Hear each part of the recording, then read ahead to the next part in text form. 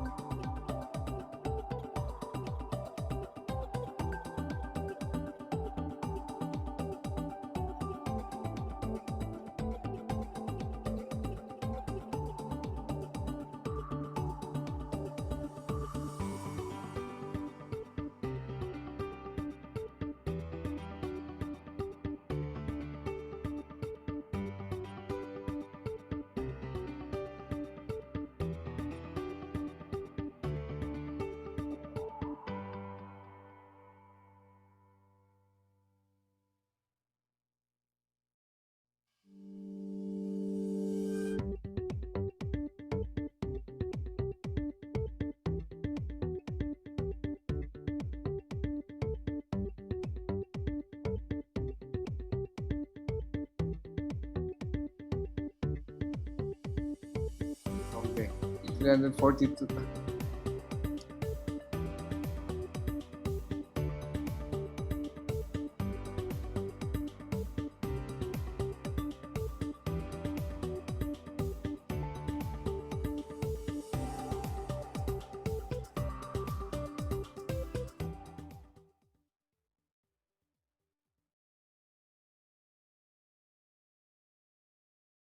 All right, and we're now back. After 2 productive days with more than 700 participants, both on-site and online, 107 accepted research papers, 9 plenary sessions, 26 parallel sessions featuring 45 speakers from 15 countries, including China, Costa Rica, Germany, Indonesia, Japan, Kazakhstan, Malaysia, Mexico, Nepal, Philippines, Singapore, Switzerland, South Korea, Thailand, and the United Kingdom. We are now at the closing program of the 2022 Europa International Conference. To provide us with a comprehensive report is our Conference Rapporteur General, who was full professor of the University of the Philippines Department of Political Science, where she served as department chairperson. She was also associate dean at the UP College of Social Sciences and Deputy Director of the UP Center for Integrative and Development Studies. She was a visiting research fellow at the East West Center, Institute for Culture and Communications in Hawaii, visiting scholar at the University of Michigan, Center for Political Studies, the Institute for Social Research, and the Inter-University Consortium for Political and Social Research. Ladies and gentlemen, our 2022 Europa Conference Rapporteur General, Professor Dr. Maria Lourdes G. Rebolida. Ma'am Malu.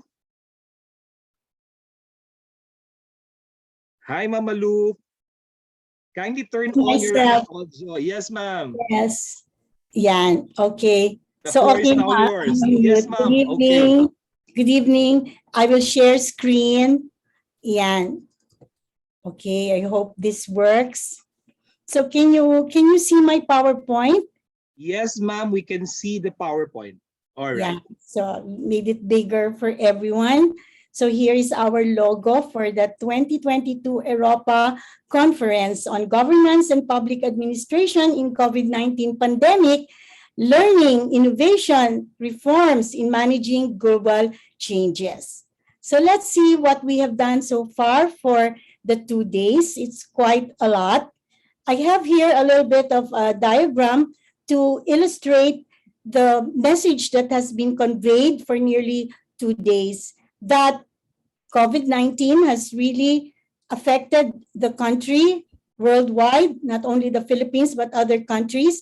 And this had been quite on the negative side. So we can see all the adverse impact, and this is very multidimensional: political, legal, environmental, and so on and so forth. So here in this little bit of a diagram, the pandemic has challenged the governance and public administrative system of countries worldwide. And we are also saying that, in a way, governance and public administration also had an impact on COVID-19 by providing for solutions to the disruptions that have taken place. The messages across the papers emphasize that this COVID-19 has really posed the problem-opportunity nexus for innovation, reform, and change for better governance and public administration. So we were really challenged to improve the way we do our administrative system. And we also take a look at the knowledge that we have gained in terms of the approaches used, the lessons learned, the innovation, the reform, and all of these experiences are contributory to enriching the discipline and the practice of public administration by all the countries involved. So for our metrics, as has been mentioned initially, we have for our plenary sessions, I think my PowerPoint jumped there. For Plenary sessions, how many did we have? I'm sorry, my cursor is a little bit sensitive. I think it's jumping. Ayun. Number of plenary sessions, we have 7 that I mentioned here, but I think our Dr. Sanjay mentioned 9. The panel of the speakers, we have 28 in the plenary sessions. Our thematic panels total 26. The number of speakers, 25. Number of paper presentations accepted, 107. Number of countries, 15. Number of participants, 500. Number of participants on site in Kathmandu, numbered 100. So let me just focus on what I call the big picture.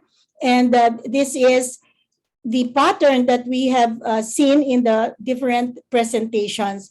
First, our colleagues, excuse me, I think I have to take care of not pressing my mouse. The presentations focused on COVID-19 pandemic and the country-specific nuances, effects. So each of the countries, each of the presentations showed the different ways that COVID-19 had an impact on their own country, and then the perspective that these are not really problems, but they are opportunities. And because of the opportunities that were perceived, the reform, the innovation, and the change were introduced, and the changes produced lessons. And now we are in this conference for sharing knowledge, and all of these contribute to enhancing governance and public administration in both practice and theory. As far as the major themes and the sub-themes, we take note that the first major theme is really the emphasis on the environmental context of COVID-19, but they also mentioned scenarios like climate change and other disruptions in respective countries.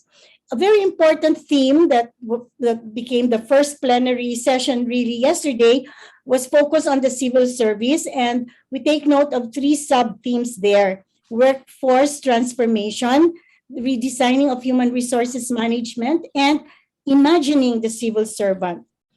The next plenary session gave us the theme on federalism, and we cross-cut that with other papers, even in the panels, where the sub-themes included national and local relations and multi-level governance. The fourth theme is redesigning bureaucracy, governance, and public administration, where we noticed that there has been advocacies for changes in the theory and practice of public administration, and reconceptualization of the meaning of governance. The fifth theme is about local governance and leadership, and we had many cases and examples on how COVID-19 was confronted by local political leaders. So may I just go one by one on the different themes that I mentioned. On theme number 1, the onset of COVID-19, initially a health crisis, it became multi-dimensional. The scenarios, the varying responses, the capacities, the varying across countries, the different issues, but basically all of these posed a burden to government. In theme number 2, we talk about the civil service and workforce transformation. The papers were very insightful and very critical in identifying the many factors that have already brought about changes during the COVID-19 onset in 2020, but this is expected to be continuing in the next years, and we need to be able to confront the changes in the civil service configuration and the changes in the workforce. Number 1 in this scenario is the use of digital technology, and the civil service has been more inclined towards producing results rather than coming face to face and looking at time and tasks. There has been a diverse talent pool in many organizations, and some of those in the respective institutions also resigned from their work, so that there was this phenomenon that has been called the Great Resignation. And for some reason, employees quit, not only for reasons of low pay, but for other factors related to mental health and other issues during COVID.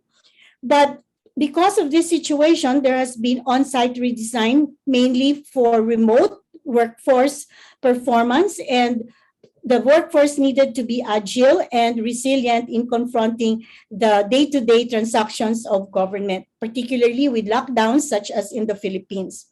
A very important part of the presentations on the civil service theme in the conference is the idea of imagining the civil servant of the future, such that we may know how we can configure our bureaucracy and our administrative system if we can imagine what kind of civil servants we will have in the next years. So the description is laid down here. Civil servants now are expected to be mobile. They're anywhere, everywhere. They can be called upon for remote performance of duties. They're data-centric.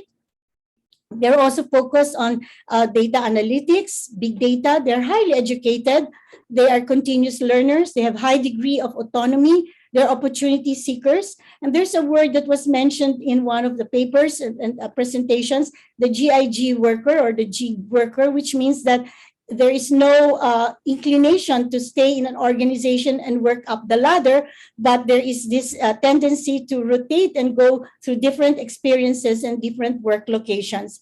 We imagine our civil servant in the future to be flexible. They are problem solvers. They are very much motivated. So given this imagination of what a civil servant has become during the pandemic and likely to become in the future, the redesign of the workforce and new directions for human resources management provided these factors that need to be attended to. Number one is the inclination for hybrid modality. And perhaps there's no turning back to the usual face-to-face, but a combination, a blended way of performing our administrative work by online as well as occasional reporting to offices. Hours are already flexible such that people are reporting for work even during weekends, and the 8 to 5 routine seems to have been set aside. So there's remote work, but the management of human resources for the future should learn from the experiences in the COVID period that the workers in our public administrative system would like to have many opportunities for leadership and for learning. They want to have enhanced ability to use any device and still to continue to be connected with colleagues, even on remote modalities. They want to increase their competence in big data management, data analytics, and digital transformation. They want job rotation. They want to be able to cultivate diverse talents. And of course, they want to have better compensation and incentives. Given this picture and this scenario of the civil service during the pandemic and what is expected to be ongoing, perhaps in the next 5 years or so, the future of the civil service will really have to recognize two important things. One is digital transformation, and number two, the new orientation, the new mindset of people in the civil service workforce. The third theme that we noticed in the presentation is the factor of federalism as to whether a federal structure is a better way to do services. Are we going to be better off if we're federal rather than unitary? And if we are federal in structure, what kind of design can bring better reform and what kinds of changes will be necessary to be much more effective? Given the federal structure in the cases presented, it seems that the history of federal countries, their geography, the geopolitics, and transactions at national, regional, provincial, and the grassroots level continue to impede on the effectiveness of federalism. The politics at the different tiers of government pervade such that these hinder the efficiency and the effectiveness of service delivery. And there are different kinds of modalities that have been experimented. One is the central command with responsibilities at the central level, but the local units have some degree of autonomy that raise issues for fragmentation and issues for coordination that hinder the efficiency and the effectiveness of service delivery. So there are issues in a federal setup of coordination, accountability, financing, and national and local relations where cooperation is not necessarily adequate to be able to do a better job. We also find cases in the UK, Germany, Switzerland that have been presented, particularly in the case of the UK, where multi-level governance seems to be invisible or can hardly be seen because of the nature of the setup of the United Kingdom, Wales, Scotland, Ireland. So this kind of multi-level interaction is not necessarily a big factor for them, but should be enhanced. We also find in the cases of the UK, Germany, Switzerland, that there are varying capacities. And it's not only in these countries, but in the panel discussions that the idea of varying capacities in the federal system and in the tiers that are problematic. Other things that hinder efficiency in a federal setup include citizen trust and citizen participation, which is not really that desirable yet. Services, including continuing mortality and morbidity, and the regulation of hospitals is very difficult at this point in time. Civil society participation, business sector participation had been harnessed in some places, but in some other areas, this is still very much, this is very weak. And local government autonomy has been quite an issue with regards to how subsidiarity and solidarity is practiced among the constituent units. And member countries, member states also that comprise the federal system experience problems in the way they address subsidiarity and solidarity principles. So the operationalization of these principles hinder the way federalism can be a more effective way to achieve services for the citizens of the respective countries. Basically, the issue of capacity building and the financing to be able to support federal services down to the grassroots has emerged as important issues in making federalism a workable setup. In theme number 4, we see the redesigning of bureaucracy, governance, and public administration as geared towards the idea of a virtual bureaucracy, that perhaps in the future it will be a digital bureaucracy so that devolved and decentralized systems of government can be better done by way of using all these smartphones, smart applications that were introduced during the COVID period and may be continued in the next years. To redesign bureaucracy and make it effective, the issues of right sizing was raised. So what is really the right size for a bureaucracy? At the same time, health protocols still continue to be in the agenda for redesigning bureaucracy, considering that perhaps in the future, the health crisis may come up in different forms and not just COVID, and there might be other disasters that will require a more agile and resilient system of service delivery. Still, in redesigning bureaucracy, there must be a way by which citizens and bureaucratic officials are integrated, are interactive, such that public trust is developed to make the institutions more credible to the citizenry. Transparency and accountability in some countries have good indications, but in some other countries, these are still very weak. But basically, we take note that in redesigning bureaucracy and improving governance and public administration, there's a high emphasis of digital transformation, including the infrastructure, the logistics that need to go with it, and the idea of digitalization in terms of the adequate use of technology and making it accessible to all the segments of the population. And capacity building, if there is a redesigning of bureaucracy and redesigning of systems, this should be accompanied by capacity building, not only for the civil service, but capacity building also for other stakeholders, so that even the citizens, the private sector, and civil society will learn how to interact with the bureaucracy. So in theme number 4, proceeding with the theme of redesigning bureaucracy, governance, and public administration, we have the examples of China, Pakistan, and Nepal.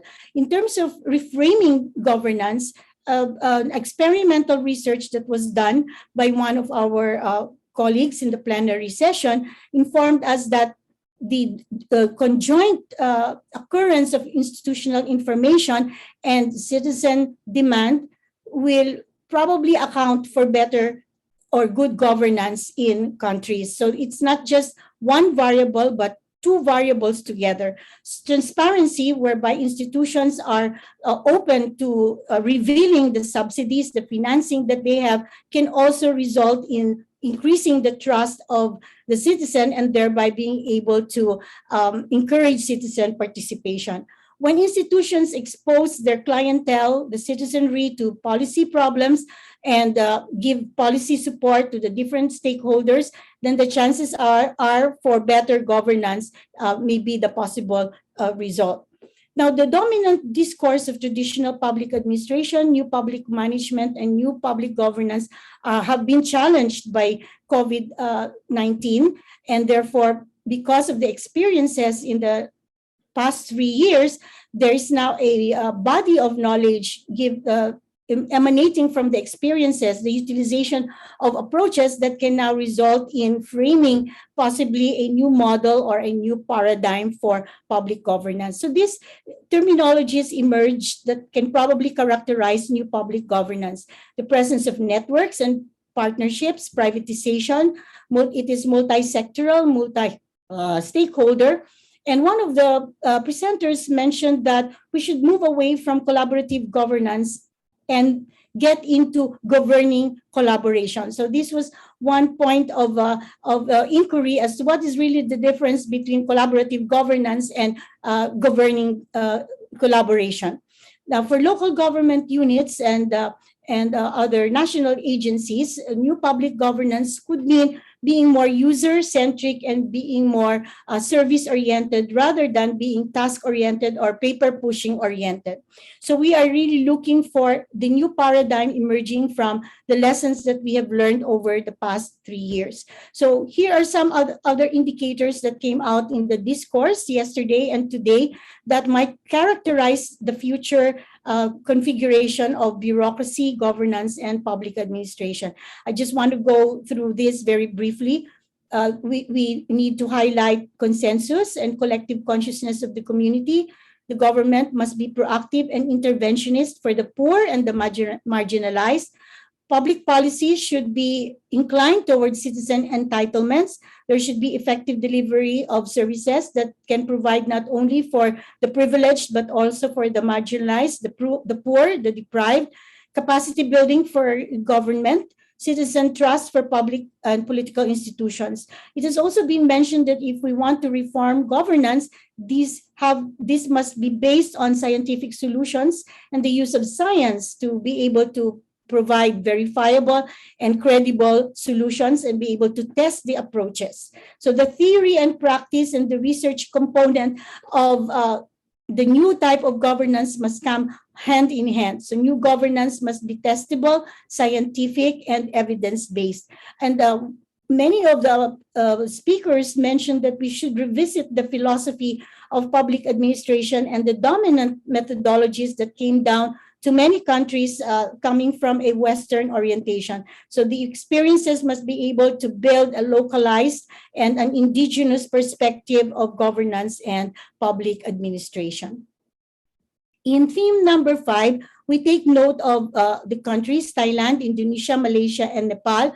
And we see that the historical background of centralization and decentralization in each country continue to hover around the present endeavors to improve the way they do their service delivery at the local government. So we take note that if the governance at the local level is to be enhanced, these are the points that must be taken into account. One is people participation, public-private business partnership, and national and local relationship. So not all countries have the same high experience with these factors. There are varying experiences and there are varying capabilities.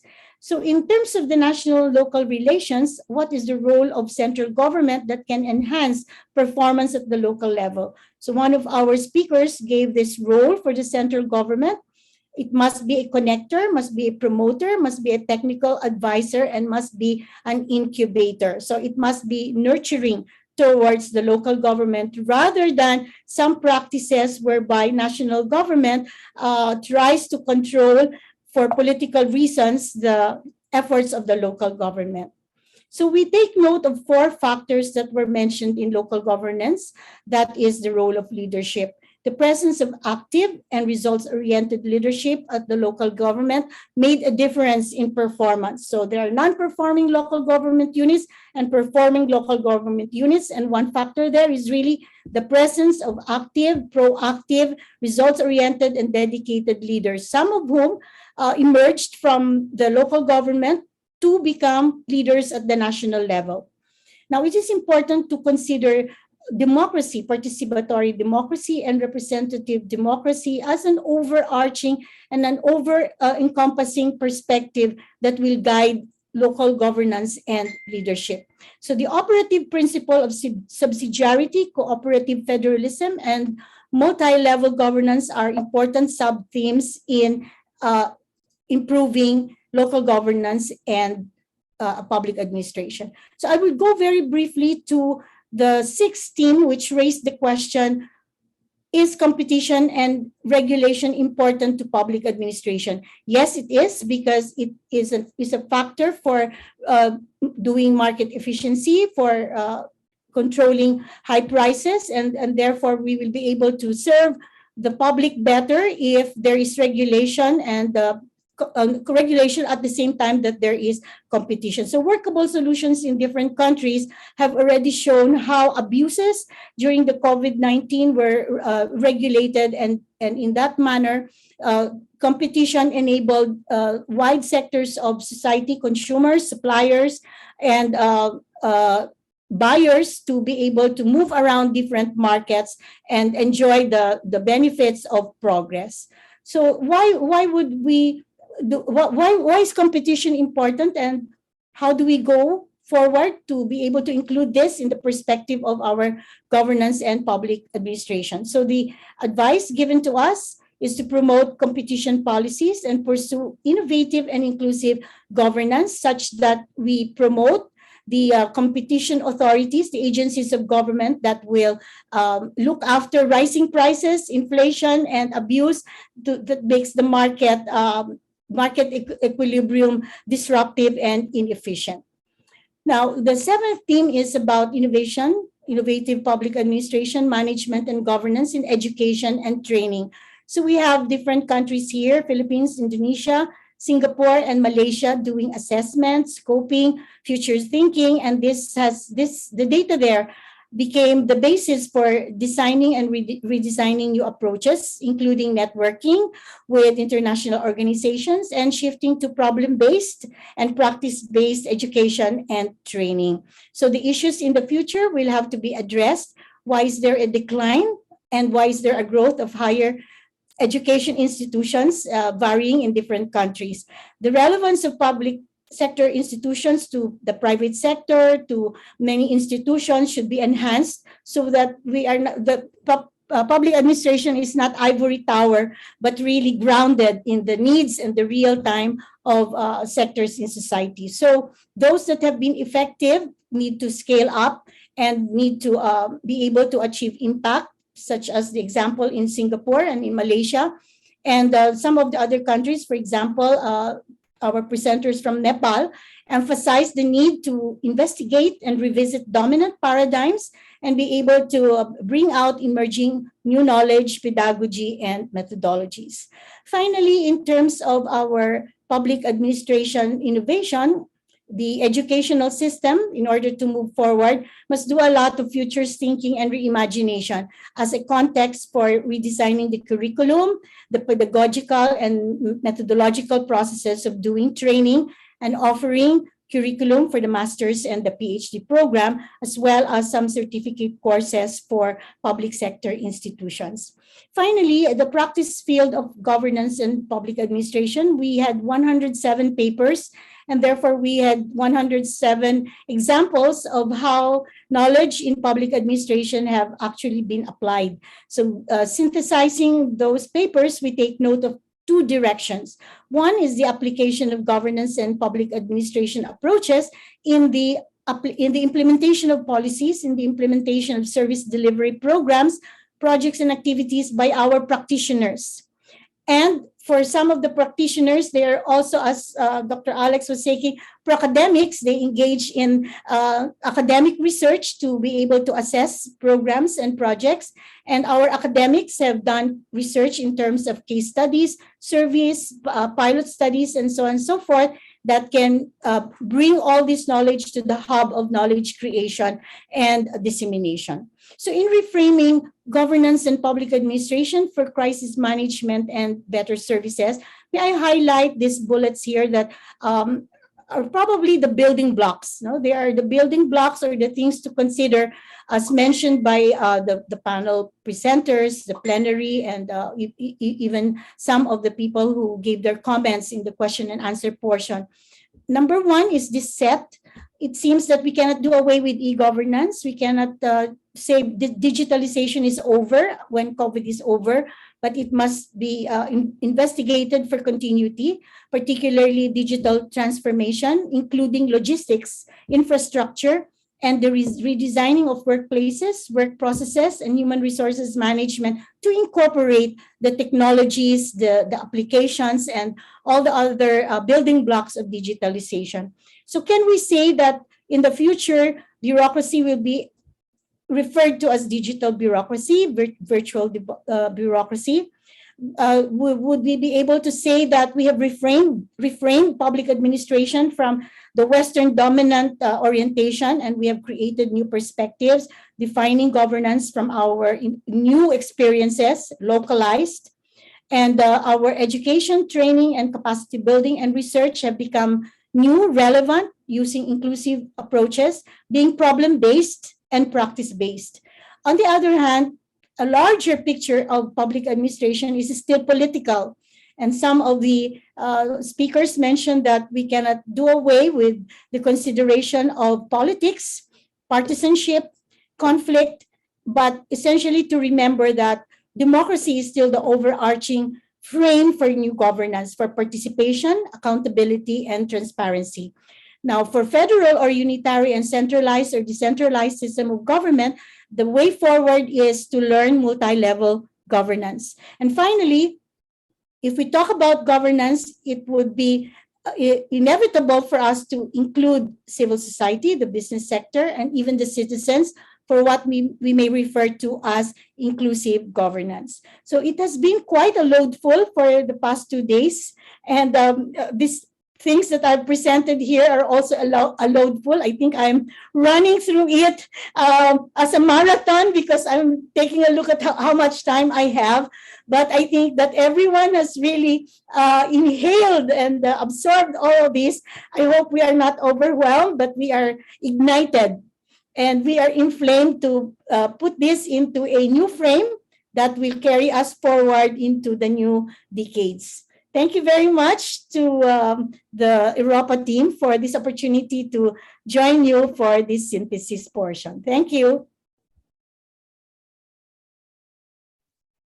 Thank you very much, Dr. Malu Rebolida. I know it was a very compressed version of the proceedings for the past 2 days.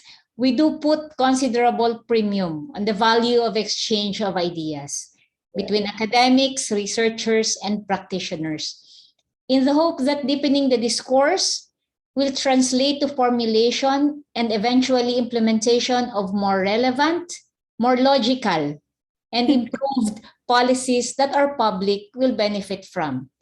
So we want to continue our conversations, and 2023 beckons. To announce the Europa 2023 conference, allow me to introduce to you the Executive Vice President of the National Academy of Public Administration of Vietnam and the Second Vice Chair of Europa's Executive Council, Dr. Nguyen Dang Ke.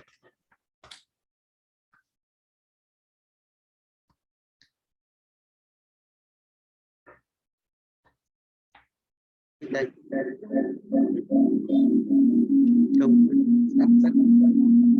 sắp đi được.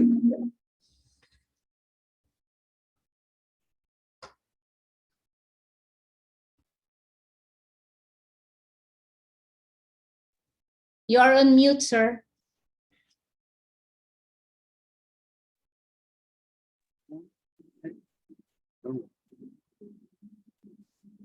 Alo.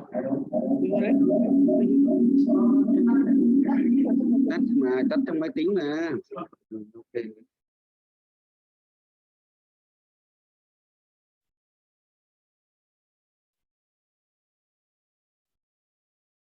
We can hear you, sir.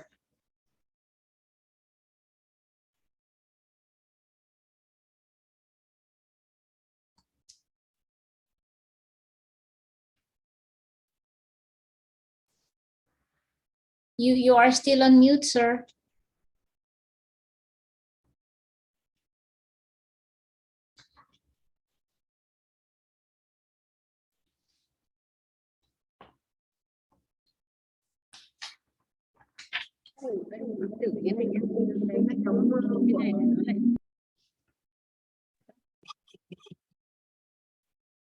Alo.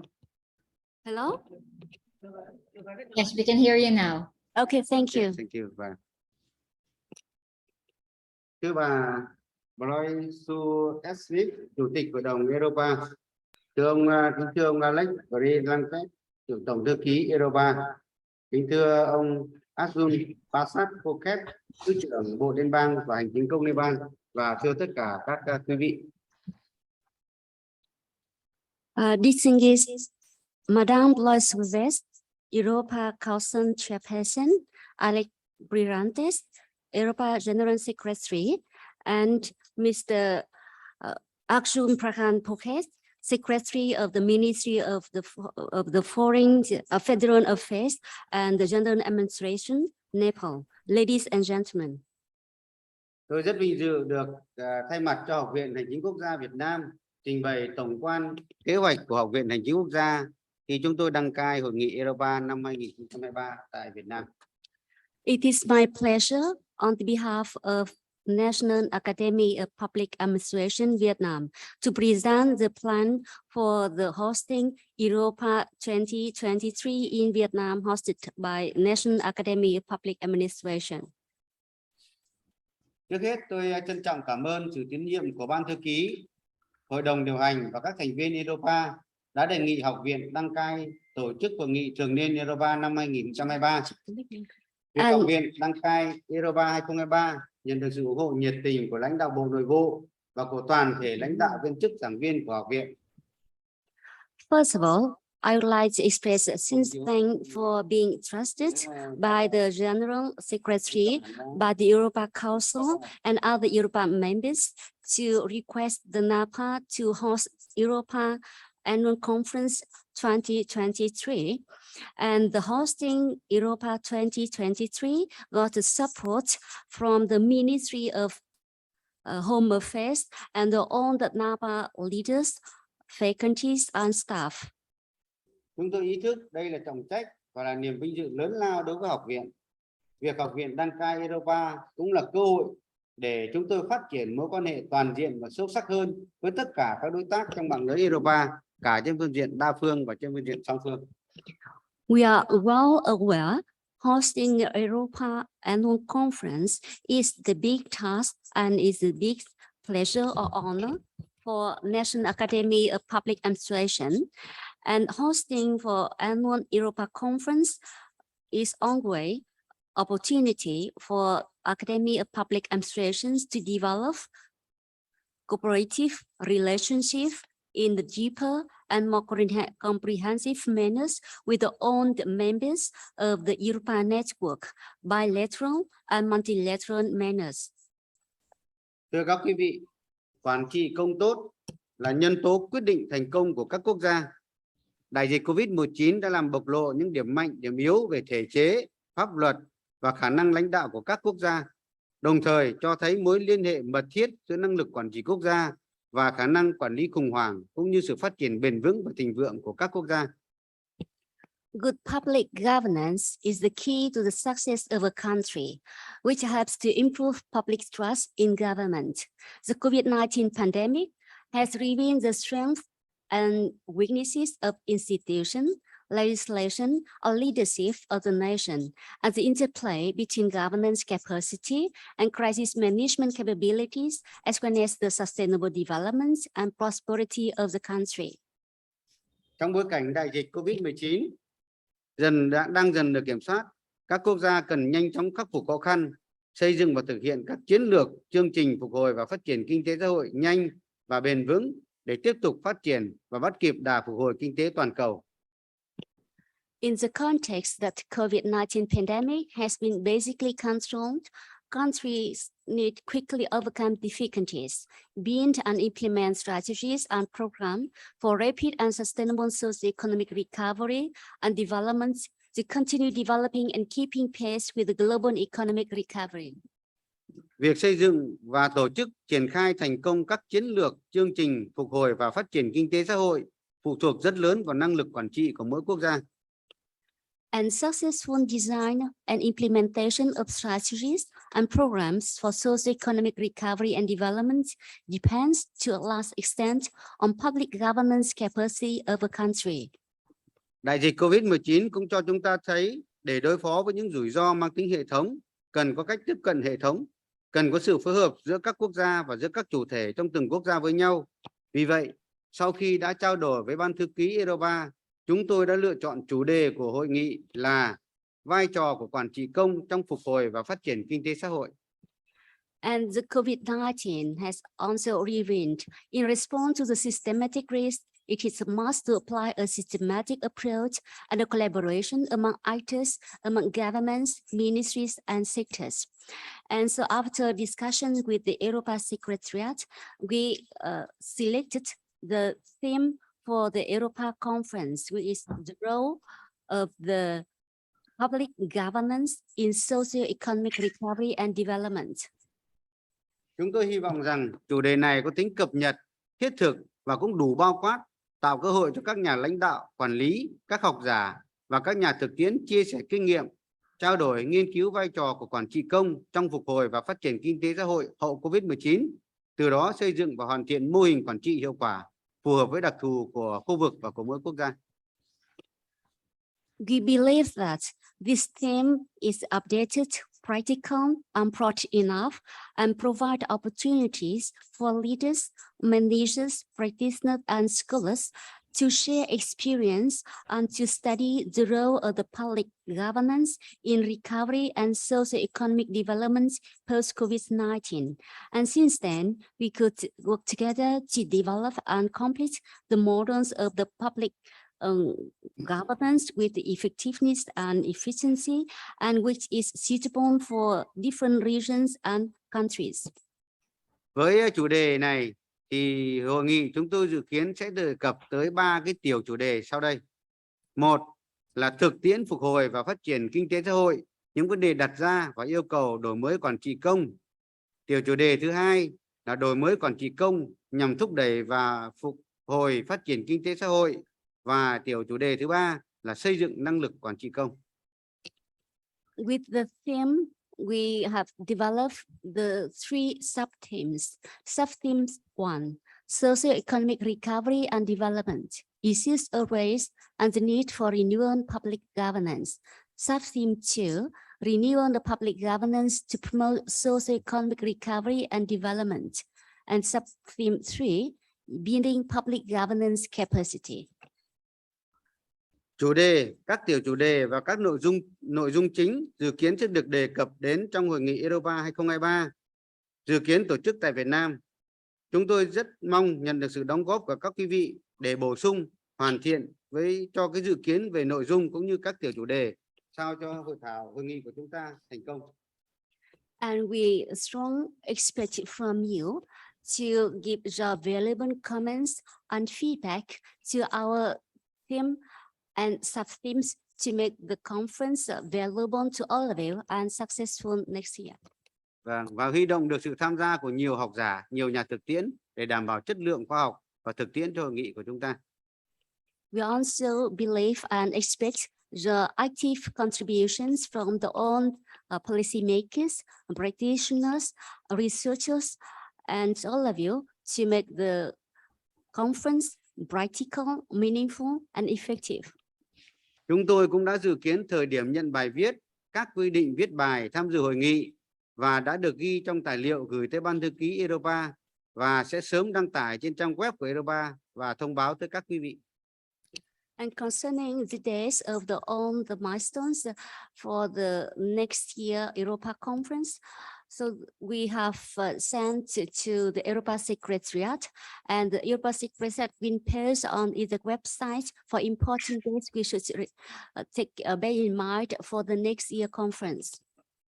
Hội nghị Europa năm 2023 chúng tôi dự kiến sẽ diễn ra trong khoảng 4 đến 5 ngày, trong đó có 1 ngày đăng ký đại biểu, họp hội đồng điều hành và 2 đến 3 ngày hội nghị chính thức, và ngày cuối cùng là 1 ngày chúng ta dành để tham quan sau hội nghị. And for next year annual conference Europa 2023, so we plan to make it for 4 to 5 days, 1 day for registration for the council meeting and the committee meeting, and 2 and 3 days for the Europa conference section, and 1 day for the post-conference execution.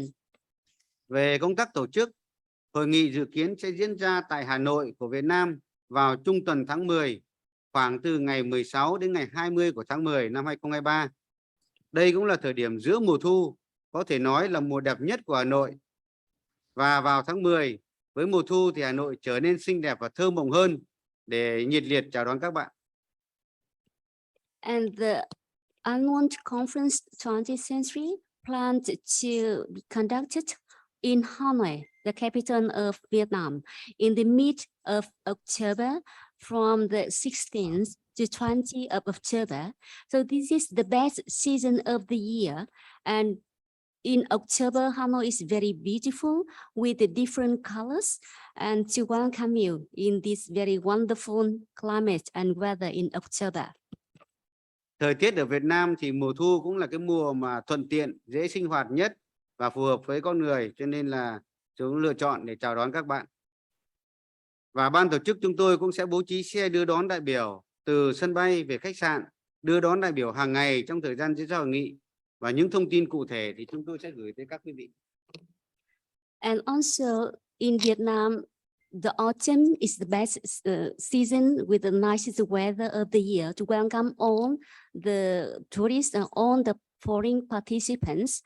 And for the other information, factual information about the transportation and accommodation, we will send to you via Europa Secretariat.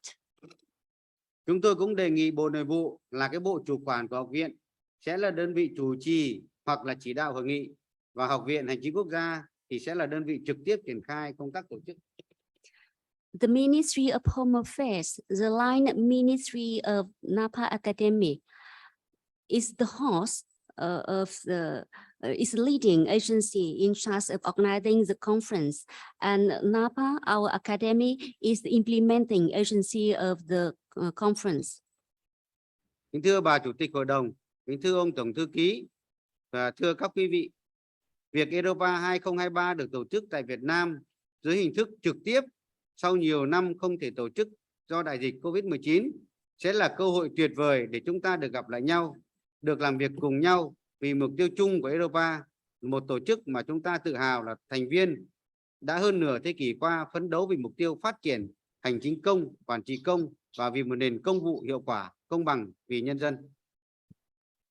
Hosting annual Europa Conference 2023 in Vietnam in the hybrid mode, in the in-person mode after some years of the online mode is very good opportunity for all of us to meet each other, to work together for the shared goal of Europa, the organization we are very proud to be a member of.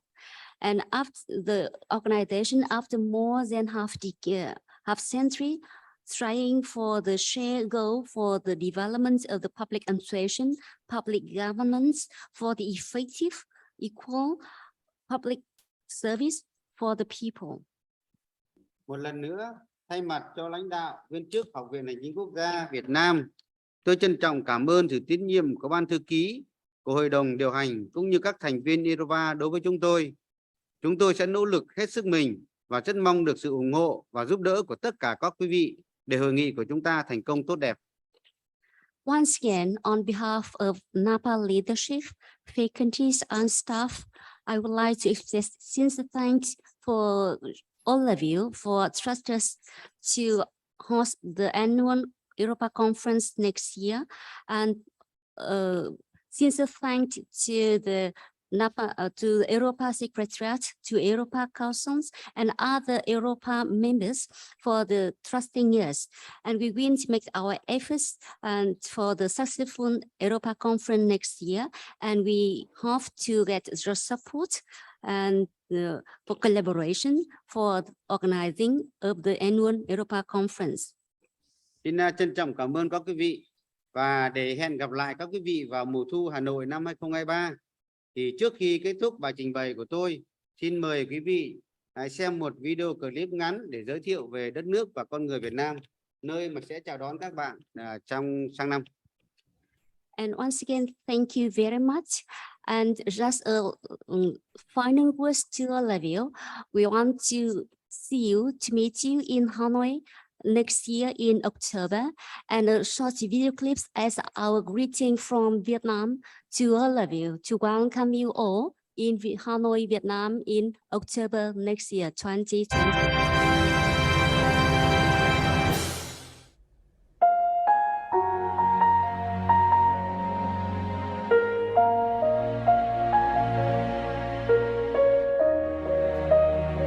Welcome to Vietnam, the land of miracles.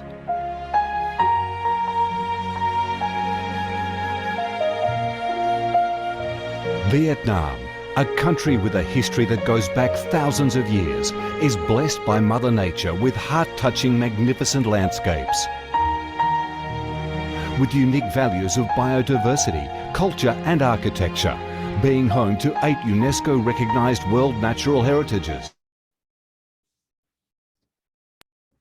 Thank you very much, Dr. Nguyen Dang Ke of Vietnam. So, Dreamy and elegant Ha Long Bay, There is a video an clip. ancient and poetic Chang'an landscape complex, the captivating and spectacular site of Phong Nha Ke Bang National Park, okay, I think that's it. Thank you again, Dr. Nguyen Dang Ke of Vietnam. So, ladies and gentlemen, it is going to be the 2023 Europa Conference will be in Hanoi next year, October into the 16 history of Vietnam. Come to Vietnam, immerse yourself in her natural beauties and feel the strong vitality and great development potential of our country.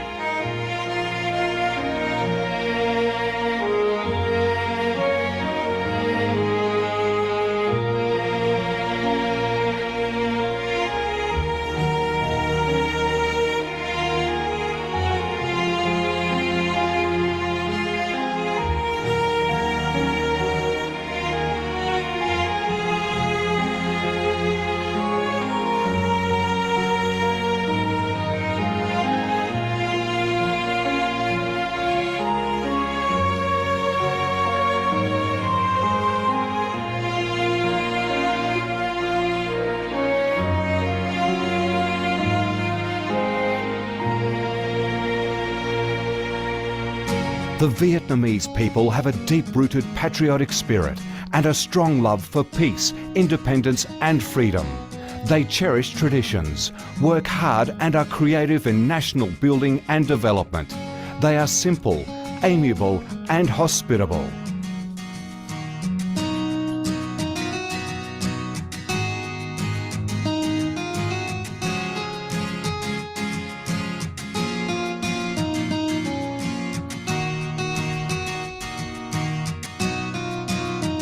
Vietnam is a multi-ethnic country with 54 ethnic groups living together in peace, each having distinctive customs, practices and festivals.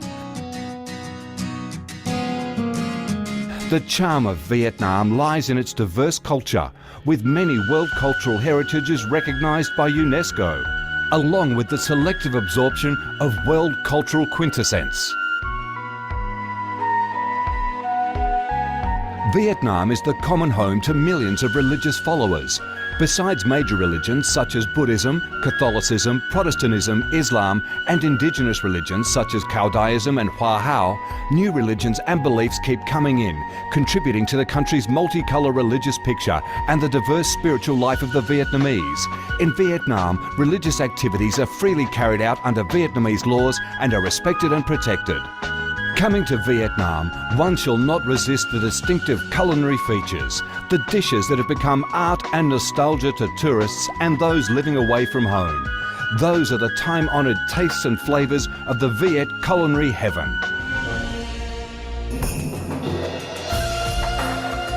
Come to Vietnam to sense the strong vitality of this land, the values and souls of its people, to embrace the natural beauties and cultural heritages of this nation, and to be immersed in the robust, miracle growth of one of East Asia's most dynamic centres that is vigorously rising to integrate with the world.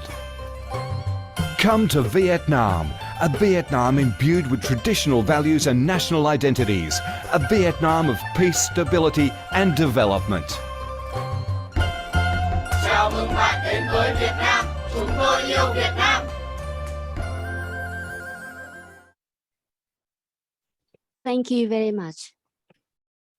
Thank you. No, I think I got it right this time. This is the right cue. Okay, so again, ladies and gentlemen, it's going to be Hanoi next year for the 2023 Europa Conference. It's going to be between October 16 to 20. Of course, I think the conference proper will only be for 2 to 3 days. The exact dates will, of course, be uploaded, will be flashed in the website of Europa. We are looking forward to that. Sir Dr. Nguyen Dang Ke, we look forward to seeing you next year. Before I proceed to the next part, we are near closing already. Let me just express our congratulations to Nepal Mofaga, to the officers of Europa, particularly to the Secretary General, Dr. Alex Brillantes, and to the Secretariat of Europa. Congratulations on this very successful conference. From here, we proceed to another exciting part. May I call on our Secretary General, the ever-energetic, the rock star of Philippine Public Administration, Dr. Alex B. Brillantes Jr., for the presentation of the Carlos P. Ramos Award for Best Paper. Thank you very much, Dean Dr. Sonia. You're very kind for those words. But anyway, we should express our appreciation to you. And Dr. Ke, it's so nice to listen.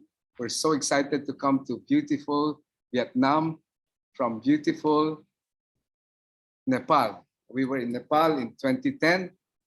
And well, today we are in Nepal virtually. Beautiful, beautiful Nepal. And we're so grateful. So we're going to come up with the proceedings for the conference. And even before I proceed, I just would like to spend just 3 minutes just to, as Dean Sonia mentioned, express our gratitude really to our Mofaga partners, really, to Minister Shrestha, to Mr. Arjun Pokarel, sir, to my friend and brother, Mr. Kiran and Mr. Narayan, whom we've been meeting so many times, including, among others, going over the program, how to handle this virtually. It's really been something. This has really been a very, very historic conference. Historic because, among other things, I think this is the most attended conference. We started with 700, and today we're still about, well, close to 300, plus you in Nepal, 400, not bad. For 2 full days, very, very substantive presentations. We are very, very grateful to all of you, dear friends, who have stayed on. And as Dr. Ke mentioned, as Dean Sonia mentioned, we continue the partnership. So my job today is also just to express our appreciation. This was mentioned by Dean Sonia, people behind the scenes. I must mention, all of you know them by name, and hopefully we will all meet together physically in beautiful Hanoi. Of course, Aina Comia, please turn on your cameras. She's our senior office manager here. Aina, turn on your camera. All of you know her. Of course, you know Catherine Idem, also with us. You know, she's been with Europa for some time. Our volunteers that include Miss Celine Abella, our technical team expert, and Chris Fudal. Europa is also run by interns, volunteers. Chris Fudal, very young, she's not even 22 years old. She volunteered and made many of those. And of course, my good friend and colleague, Professor Dean Joe Tomas Ruiz, who is also with us here physically in this small room in Europa. I do hope to have you guys visit here. And of course, the many volunteers, our tech team, our rapporteurs, our friends in Mofaga, we're very, very, very grateful and really moving together as a public administration community, which was really the theme. Okay, so, but yes, we look forward to coming to beautiful Hanoi after having virtually visited incredibly beautiful Nepal. My job today, dear friends, is to continue a tradition that we have had so far, as far as Europa is concerned. They have created what we call the Carlos P. Ramos Award. He was one of the founders of Europa, and of course, he was together with Dr. Raul de Guzman, but we have the Carlos P. Ramos Award, who did his pioneer work to establish regional Europa as a platform among the best practices in the field of public administration. Okay, and of course, today we have several organizations of public administration in the region, including, and their partners here, Asian Association of Public Administration, the Asian Group of Public Administration. You saw Dr. Eko Prasojo, Asian Association of Public Administration, Professor Nakamura, Professor Pansuk Kim, they founded that. You've seen, of course, Professor Masao, and many of our colleagues. So Europa is really tries to bring partnerships, but Europa, as you know, has been there for some time, since the 60s. So since we created an award to honor Carlos P. Ramos. Dear friends, we have had 114 abstracts. 114 abstracts were submitted, out of which there were 107 papers from 55 countries. Obviously, since most of the papers usually come from the host country, we have had a number of, last year we have had a number of papers from Thailand because the host country was in Thailand. Today we've had a number of papers from Nepal and also the Philippines, I guess because of our own presence here, and we've aggressively encouraged presenters. So very many papers from the Philippines and from Nepal, from Bangladesh, Indonesia, India, Japan, Kenya, Malaysia, Thailand, and Vietnam.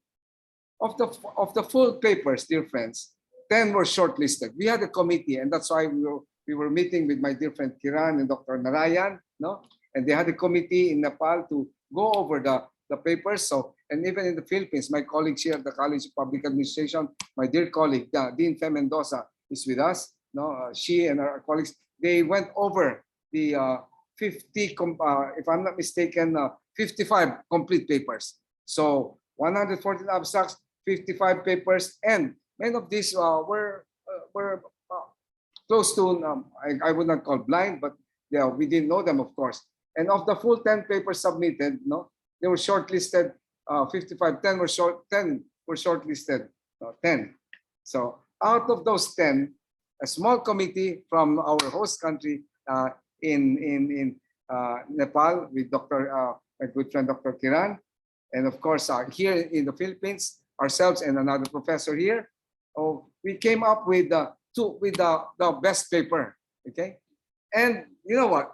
Very interesting, because I guess historic, because we said, you know, there are 2 equally deserving papers, not only 1 but 2. Okay, all were very good, the best papers. Unfortunately, we just have to choose 2. So the one best paper award, no, it's the Carlos P. Ramos Award. So we have 2, dear friends.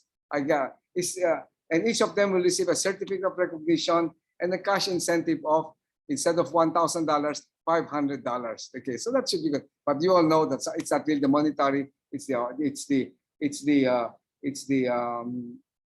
recognition, which will, of course, hopefully find this published in the ARPA, but no, we're not. But it will be published in the proceedings, which you will see, which will be done by our colleagues in Nepal. I better shut up now. The first winner, drum roll, is. Do you have a drum roll there? Okay, we don't have a drum roll, but I'll just drum roll myself. So there you are. Oh, we have a drum roll. Okay, the first winner is from Nepal. I hope you're in the room. He is the section officer of the government of Nepal, Kathmandu, PhD scholar from Nepal Open University. His paper, Issues in the Governance of Public Administration of Nepal. He talked about public administration theory, new public management. May I call on Mr. Baburam Bull, section officer. Are you here, Baburam? Okay. But okay, and then let's give him a round of applause. Baburam. Oh, there you are. Congratulations, Baburam.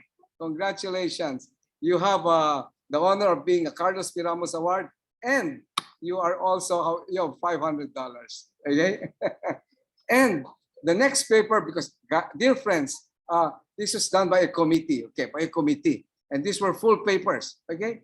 This was done by a committee, and the committee recommended. It was almost blind.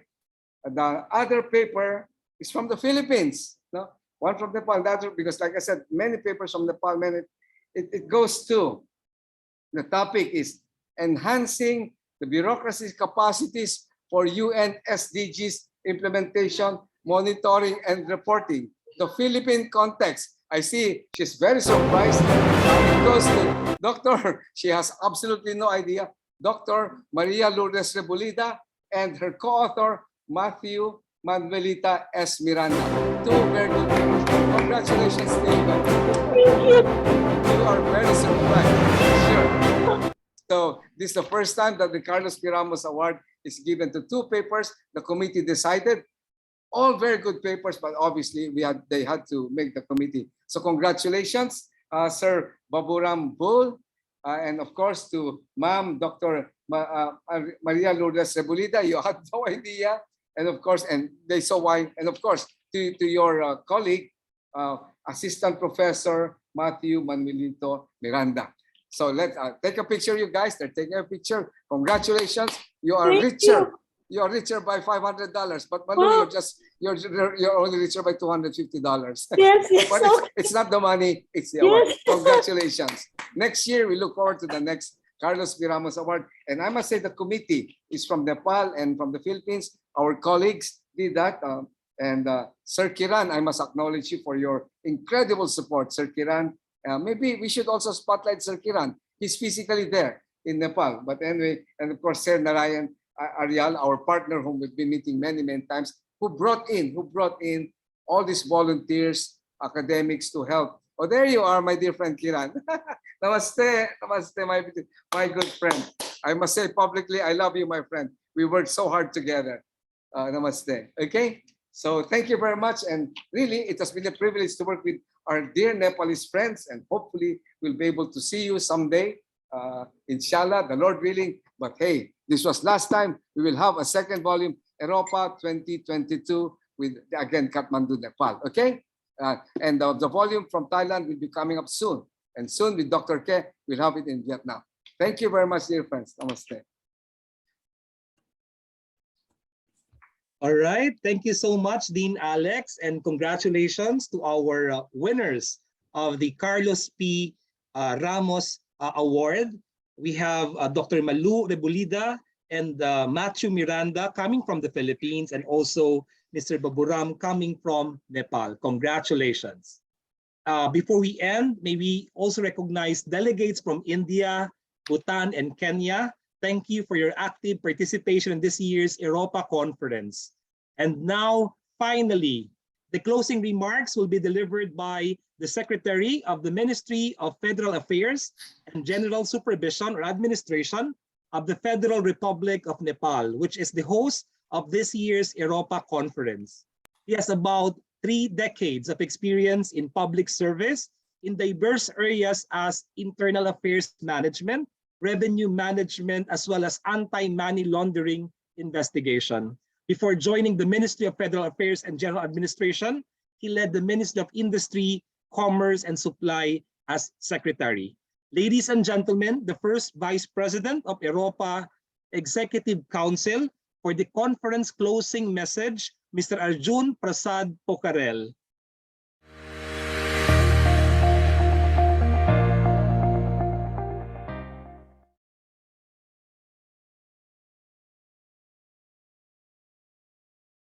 Mr. Arjun.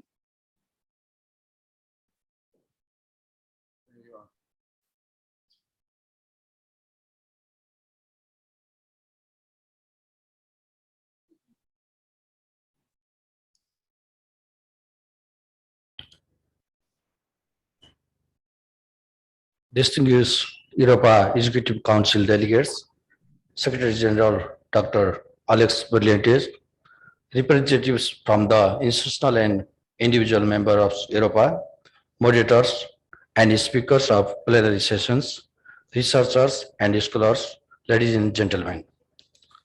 It has been an honor to host the Europa Conference 2022. It's really has. I feel proud to have accomplished such a memorable events. More than 40 plenary speakers and over 50 researchers having been engaged in rigorous virtual conversation with around 700 people from the world is truly mesmerizing. This forum is practitioner and researcher from the field of public administration and governance has provided us a new insight that can be reflected in our workplace, students, research, as well as in dealing public affairs in our life. That's a great achievement. The tremendous number of participation in these 2 days has proven that Europa is appropriate forum for researchers and practitioners to share their knowledge and experience so as to establish a new height of public administration in the region. I believe that as a global citizen, we need more global and regional collaboration to share our knowledge, skill, and experience with all the scholars and practitioners from the field. Such conversation would help policy practitioners like me to adopt and share the proven practices through the platform. I believe that this is one of the major objectives of Europa. Even though COVID-19 pandemic is still around us and we all had a very unforgettable experience with it, we successfully established the theme of the conference. This conference is the first step toward our ideal future endeavor. At this moment, I would like to reiterate that Nepal has been enthusiastically contributing to this forum for more than 2 decades. Finally, I would like to congratulate all of you and appreciate your unwavering patience and rigorous participation throughout the program. Before concluding my remarks, I would like to congratulate all of us for making this Europa conference a huge success. And I would like to congratulate to those who win the Carlos Ramos P. Ramos Award. Well done, everyone. I would like to acknowledge the tireless efforts of Team Europa Secretariat and Team Mofaga. Please allow me thank to Alex Berliant, Mrs. Aina, Mrs. Kath, and other staff from Europa Secretariat. Thank you. Also, I am thankful to the technical volunteers from NCPAG. Thank you. Thank you all distinguished moderators, plenary speakers, paper presentators, paper reviewer, and all participants. Thank you. Thank you, Professor Sonia, the Master of Ceremony, wonderful MC. Thank you, the conference preparation team of Mofaga. Thank you all for your exemplary collaboration and hard work. Thank you to so many helping hands. I wish to see you all in person Europa Conference 2023 in Vietnam. See you there. Namaste. Namaste, namaste.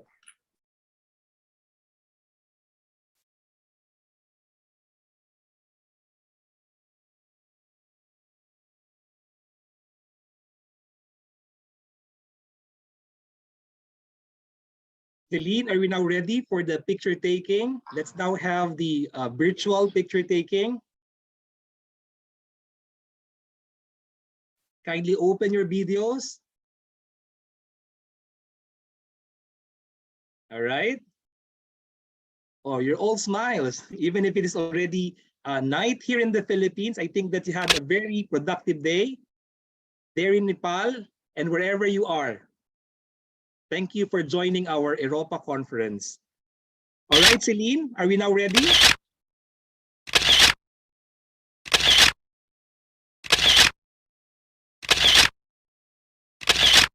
I'm surprised at the sound.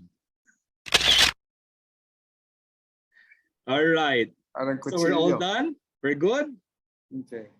So ladies and gentlemen, that concludes our 2022 Europa conference. Thank you for joining us, and we look forward to see you again in our next conference, hopefully face-to-face. It has been a pleasure to serve as your host. Namaste Nepal. Maraming salamat po from the Philippines. Namaste. Good night. Good night. Thank you, Sanjay. Thank you, Sonia. Namaste. Namaste.